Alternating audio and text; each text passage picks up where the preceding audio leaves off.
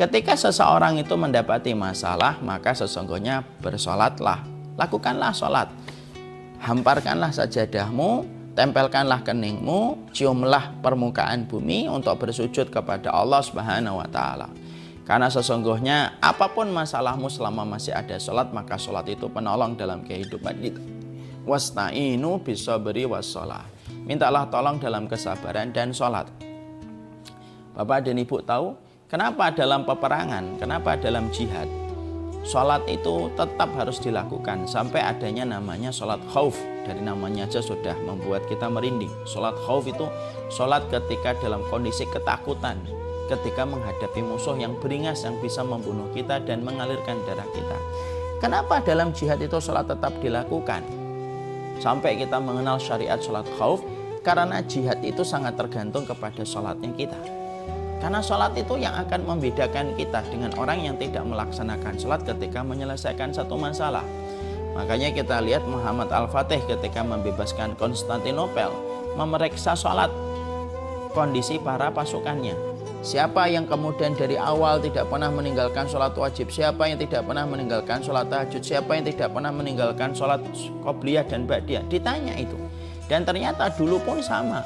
Para sahabat ketika mereka berjihad, maka selalu mereka perhatikan sholat pasukan-pasukan mereka. Karena mereka tahu kemenangan tidak akan datang bagi orang yang meninggalkan sholat mereka. Makanya sholat itu merupakan perkara yang bisa menunjukkan kebaikan pada kehidupan kita. Sholatlah. Karena di dalam sholat itu kamu akan mendekat kepada Allah. Dan di dalam sholat itu ada sujud. Dan sujud merupakan waktu yang mustajab untuk meminta sesuatu kepada Allah terhadap masalah yang kita jumpai.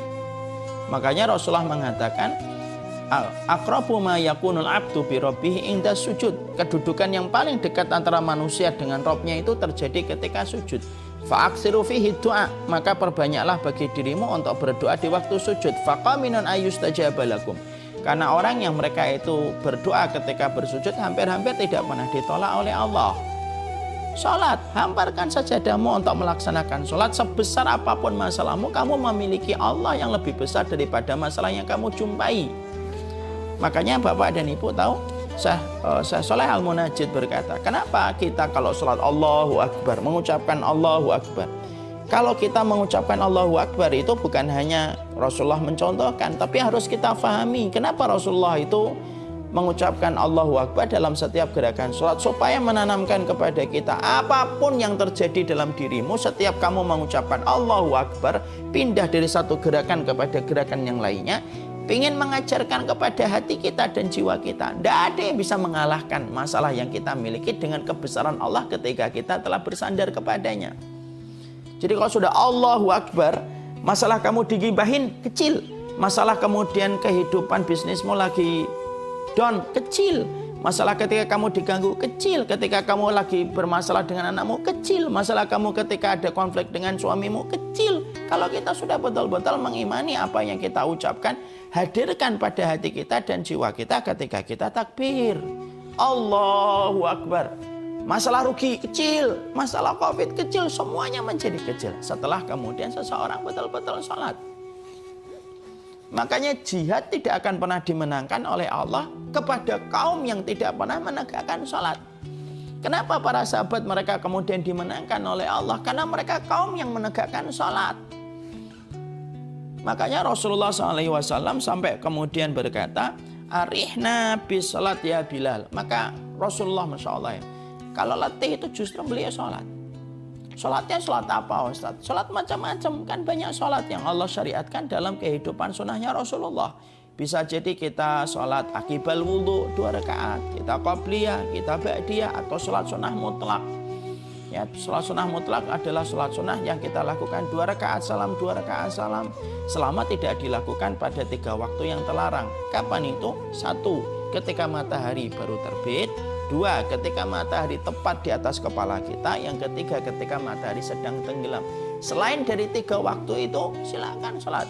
Sholat sunnah mutlak 2 rakaat salam, 2 rakaat salam, 2 rakaat salam.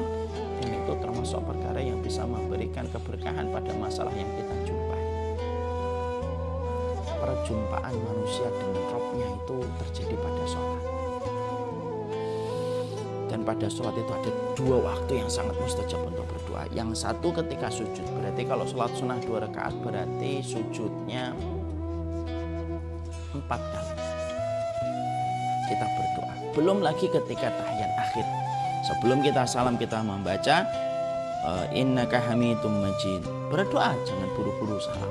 Meminta kepada Allah ketika saat itu hubungan kita sedang kuat dengan Allah pada waktu sholat. Makanya salah satu terapi orang yang beriman ketika merubah setiap masalah menjadi anugerah, memperhatikan sholatnya. Makanya ada sebuah perkataan dari Umar bin Khattab, idza duyi'atis sholatu fakanat lima siwaha adya.